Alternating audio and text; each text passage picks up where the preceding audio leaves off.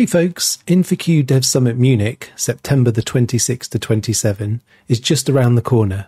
We've curated over 20 active senior software developers to share unbiased talks packed with actionable takeaways on critical topics like generative AI, software supply chain, scalable architectures, and more.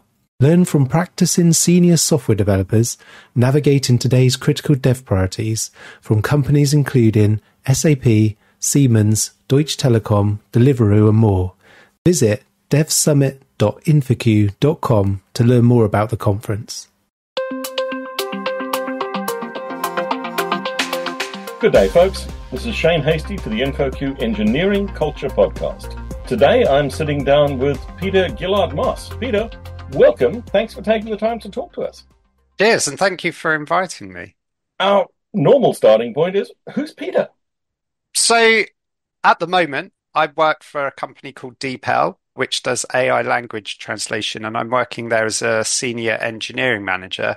But if I go all the way back to the beginning of my career, I actually started in IT support back in 2000. And back then, you could become a developer if you could write a web page. So I was really lucky that it was quite an easy route into software development back then.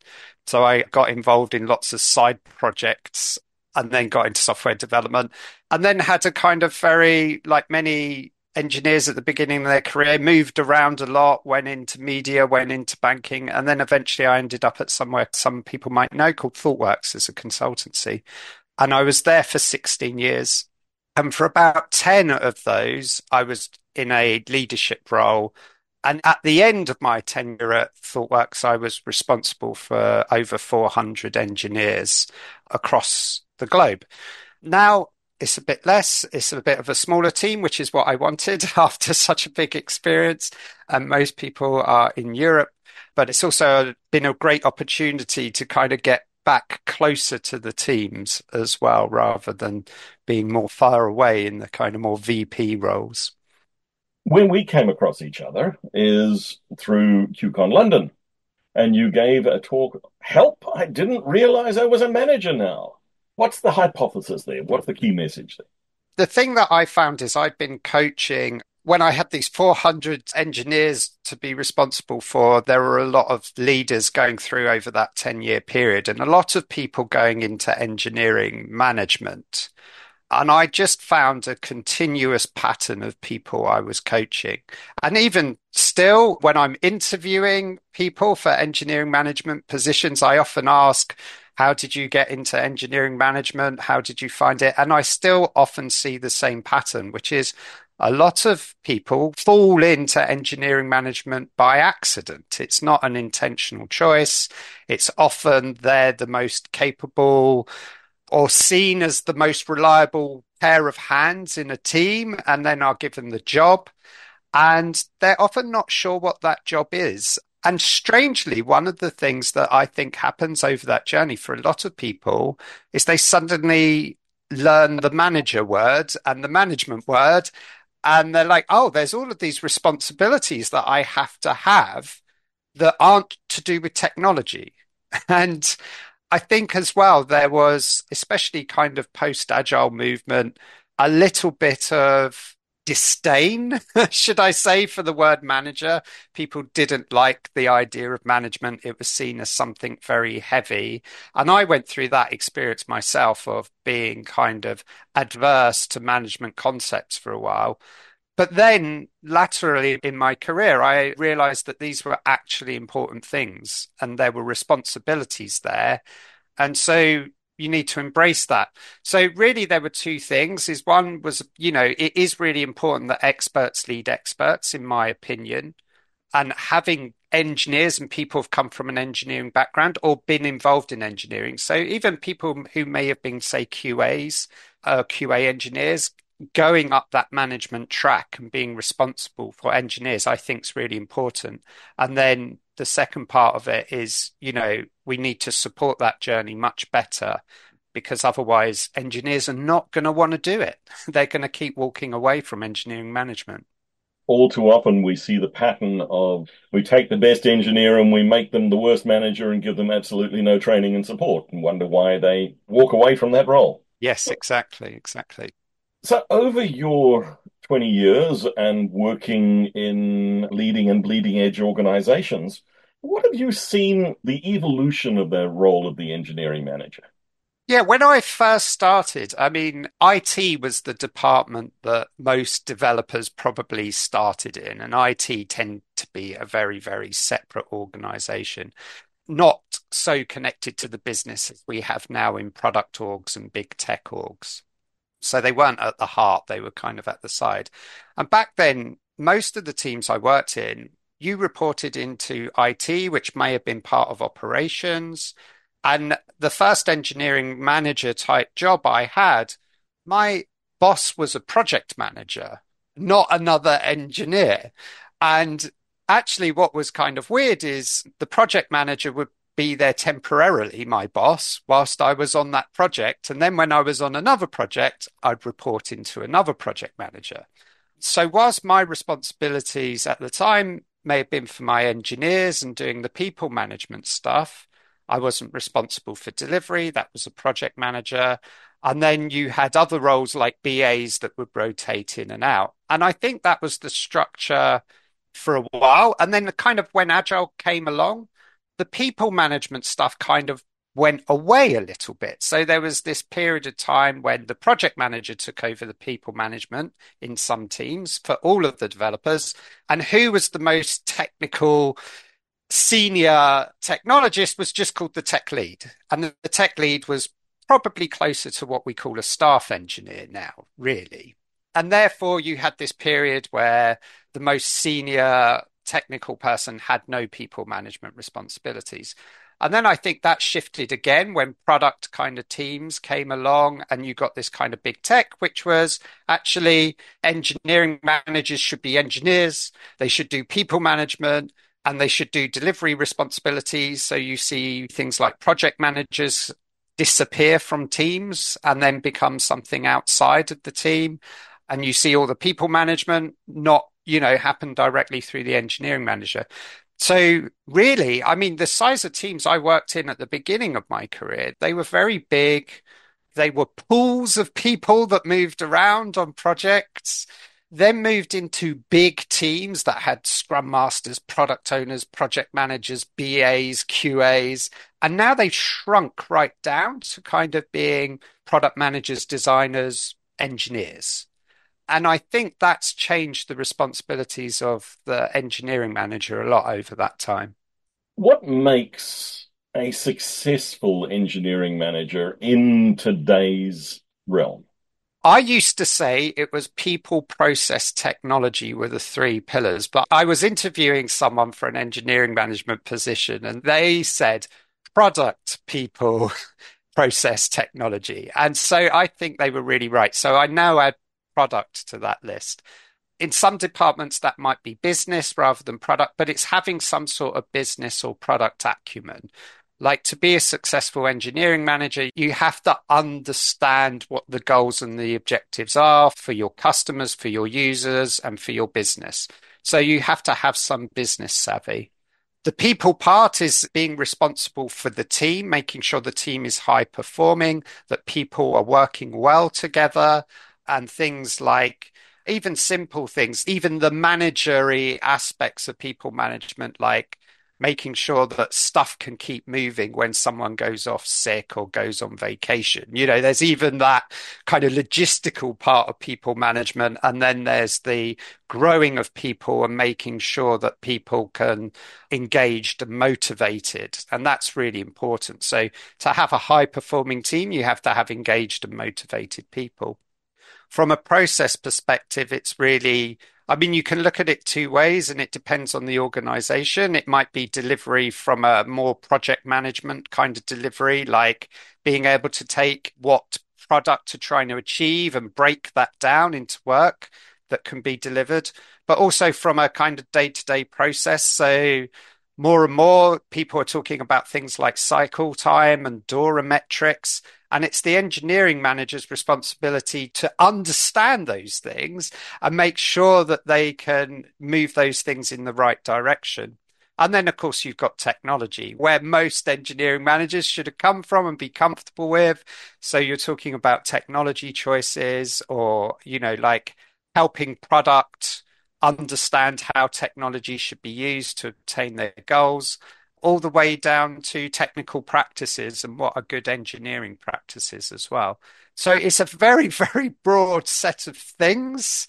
But generally, an engineering manager, I don't think you're going to ever, there may be a few unicorns out there that are excel on all four. But in my experience, you generally find engineering managers are more like graphic equalizers, where you'll have some that are very good in two or three particular areas, and then, the other isn't their strength or isn't their passion. So you also have to know as an EM how to compensate for those weaknesses that you're going to have naturally as well. That's a wide list if we think about it. Products, delivery, people, technology. There's a lot there, a lot of cognitive load. You made the point of the graphic equalizer metaphor, which resonates with me. But I can't afford to have one of those dials fully at the bottom. No, no. As the EM, you're responsible for, from the team perspective, making sure that it appears that all of those dials are at the top. And I think that's where the people aspect comes in a lot. And it really depends on who's around you. So that shouldn't just be your fellow engineers, but let's say, for example, you're an engineering manager whose technology is not your strength. Or it might just be that at this time, technology is not where you should be focusing as an engineering manager. So you need to find the person, and this is where that delegate word comes in.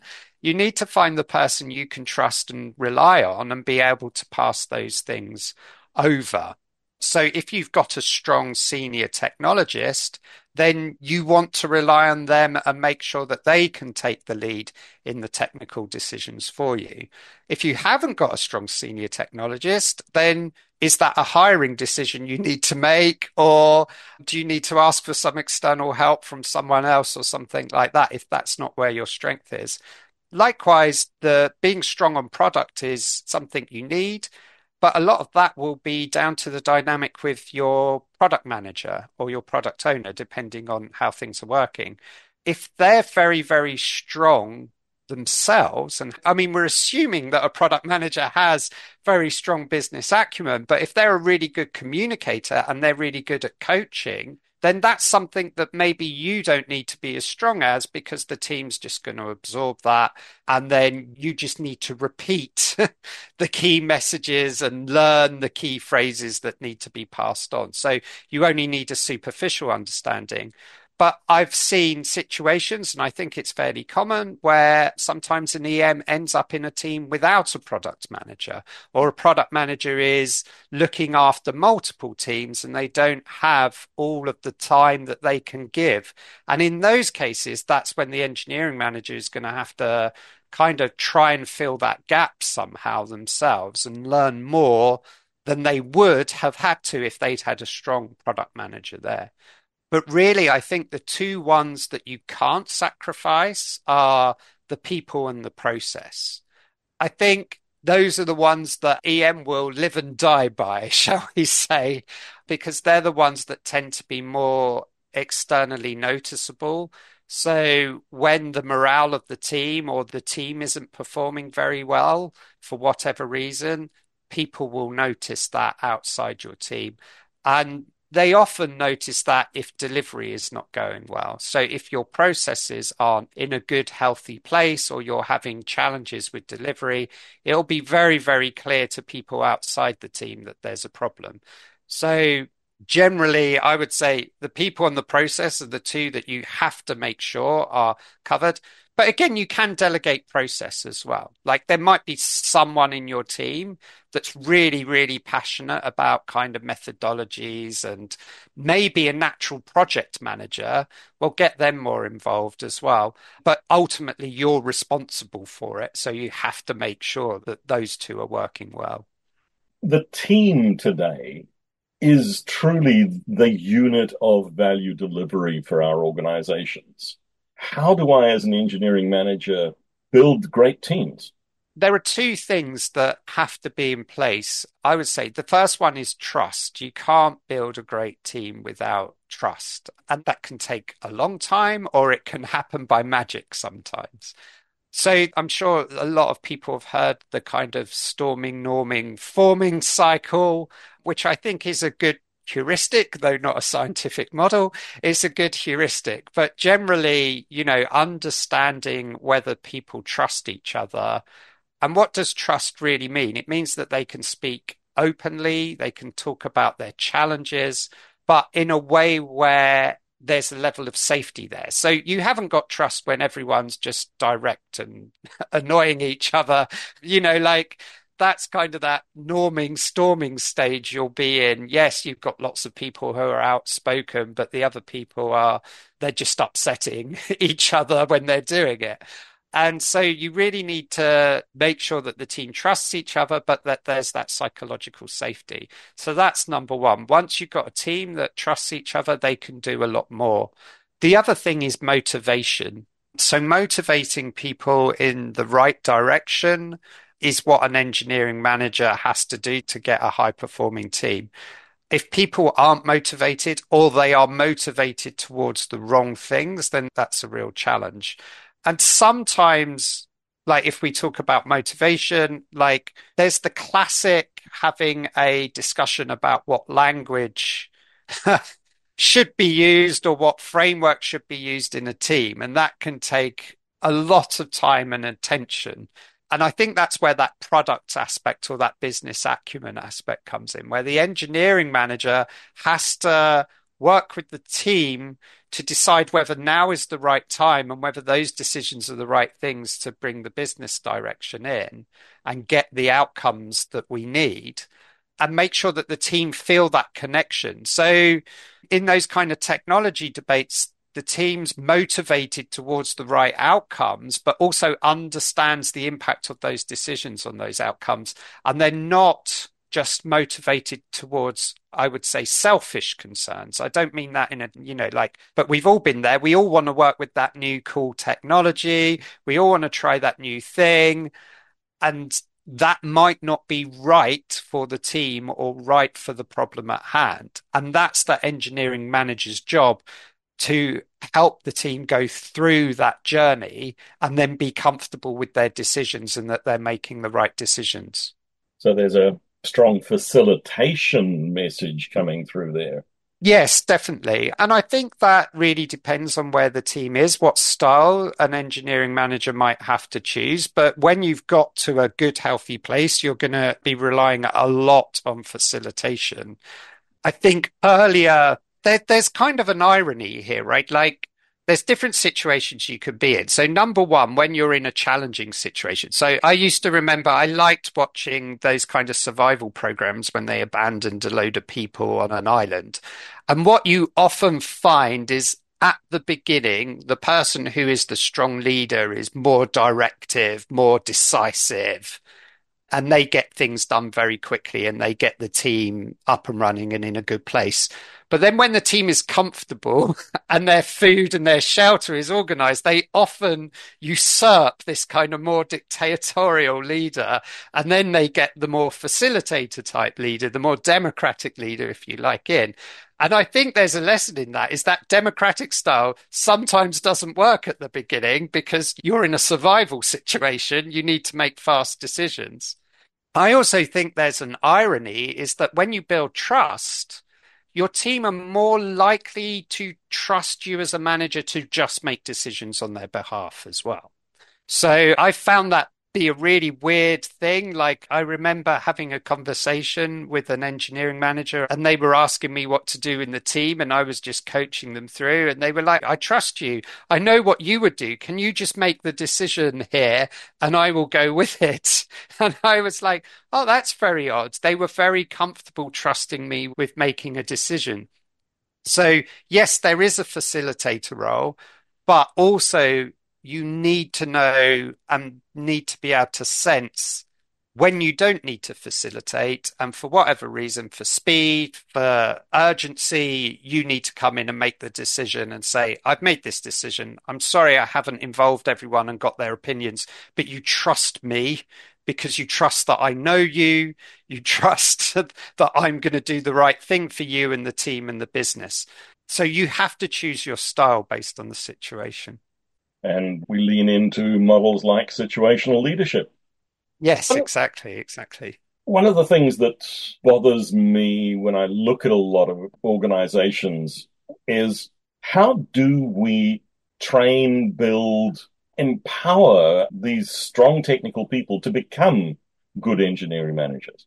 I think the most easiest and the most successful way of doing it is to be surrounded by other good managers.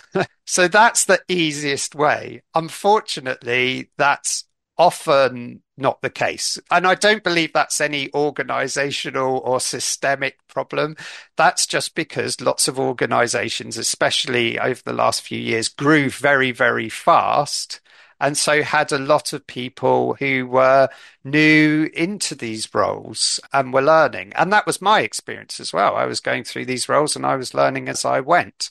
The other thing is coaching helps a lot. So when you haven't just got a natural kind of set of engineering managers that everyone's copying from, then having coaches who can coach, that helps, but it's not terribly scalable. So the issue there is you're relying on a few set of individuals, and actually coaching is a long-term investment, not a short-term investment. So yes, it's a positive, it can work, but it is hard. There are other things I think work really well. So having communities of engineering managers that can learn from each other. So I see personally engineering management as a craft, like any other craft. So it's the same as being a techie. If you're in a team of newbie engineers, you will learn off each other just by having conversations about the work. Actually, most of my learning in my career was through my peers, like talking to them, facing problems together, and then going through that learning experience and them sharing material and ideas. Like, I read this thing from the internet. Let's have a read. Let's have a try this out. And that, that's how I discovered things like TDD, and how I discovered much of my engineering practices were from other people. They didn't just suddenly spring from me. So I think treating engineering management as a craft and encouraging engineering managers to talk to each other, to talk about the challenges they're facing and see themselves as part of a peer group, that's very important. I will say the other thing is about defining the role and setting the expectations of the role and making that clear. And actually that can become really, really detailed and is specific on the organization. I'll give an example. The other day I had a conversation and it was a real people problem. It was in our engineering management community, and one of the questions came up. I care about delivery and making sure we've got delivery in place, but how should I handle when people are asking for leave and that leave might be clashing? And I'm concerned that if that person takes leave at that point, it's going to jeopardize the delivery. What do you do as other managers when people kind of raise these requests? And it was such a simple kind of people question, but the important thing to come out of that was the discussion, and then be able to say, hang on a minute, we've had a really, really good discussion. That's something that we should write down for the next manager that's going to come along and have that same problem, and give them some guidance and say, when you're in this situation, this is generally what we found worked. So you're clarifying these things. And then over time, your organization can build a kind of a guide and an idea of what an engineering manager should be responsible for. I also think in my responsibilities when I was a VP of engineering and now as a senior engineering manager, one of the things that I believe is the responsibility of the managers of managers is to make the job as easy as possible. I'm a big fan of Bob Sutton, and he's got the Friction Project. And I think that is just a fantastic guide for any manager of managers, which is the role of the manager of managers is to remove friction from the job. You want to make the job as easy as possible. And I think if you've got that focus, you want to make engineering management the easiest job it can possibly be, because it's already hard enough, as we talked about. It's already hard. So what can you do to remove as much friction? And also, Bob Sutton makes the really good point, put friction in where friction should be as well, because you want to use that as guardrails and you want to make specific things hard. So then building processes where you may want friction. So I know a lot of organizations, and I've done as well, is put in like things like having approvals for architectural decisions when they impact more teams. That's a great mechanism that puts friction in, but is also a process that makes it easier for that engineering manager to facilitate a decision, but puts friction in the right place so that they don't make bad decisions, or they get the right input into those decisions. So yes, so I think there's a lot of different angles, all from coaching, but a lot of it is around putting systems in place to make the job easier and make the expectations clear and make the role well defined for people and build those communities. Delve into your crystal ball. You've got 20 years, you've looked backwards, you've seen the evolution of the engineering manager role. Where's it going next? I think the way of answering that is looking at how teams are evolving rather than the role itself. So as I said, like when I started my career, I mean, you could be in an organization where you were in inverted commas, a team of maybe 50 or 100 developers that were all working on one project. And there wasn't really any team structure. You were in a pool of developers. You were told to go and work on something. And then you had pools of project managers, pools of BAs, and that's what life was like.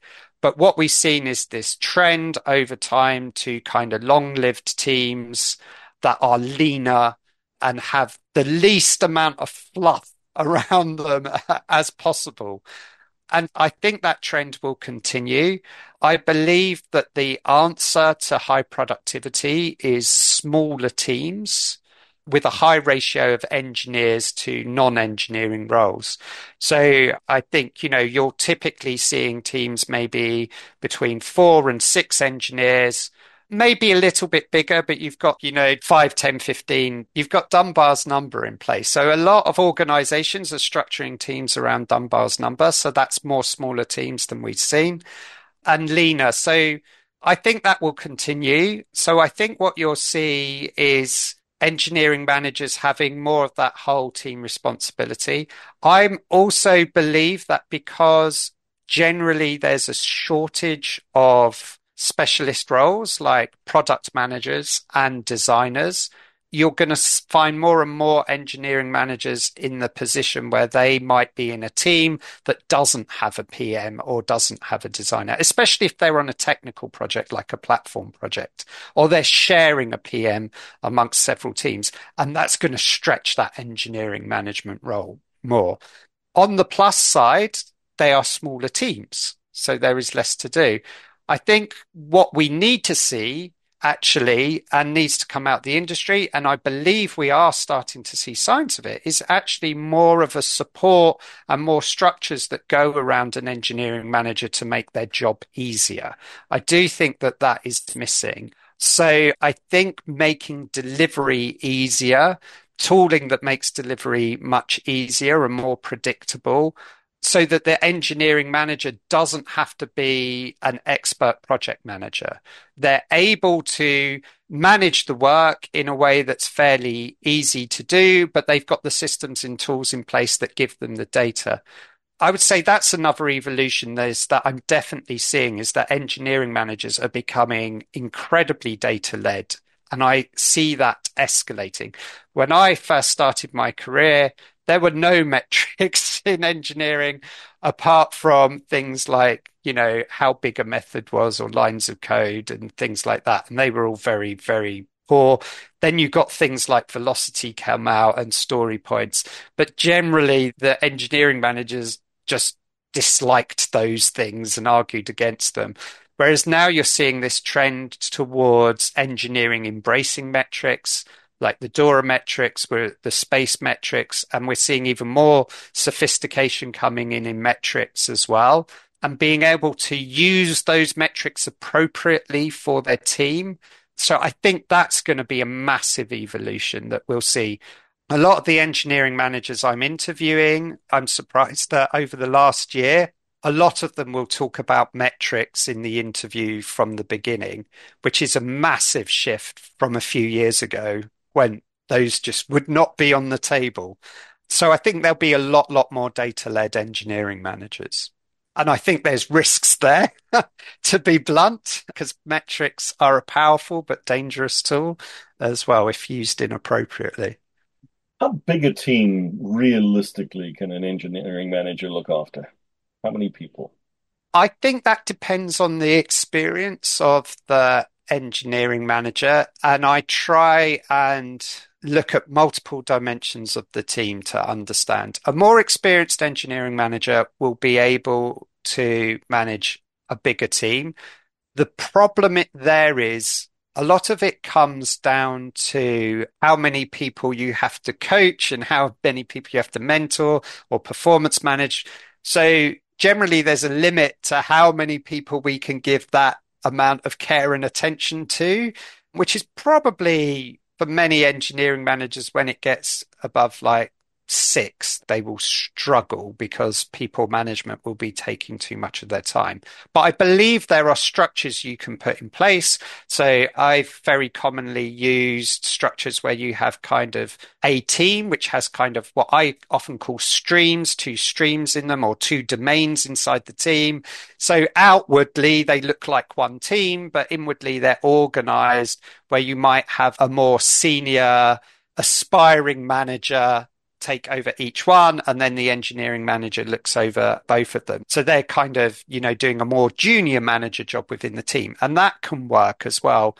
But that needs an experienced engineering manager to be able to do that structure. It's no good taking an engineering manager earlier on their career and then saying, now you've got to kind of train up 2 managers. The other thing you have to consider as well is the technical dimensions.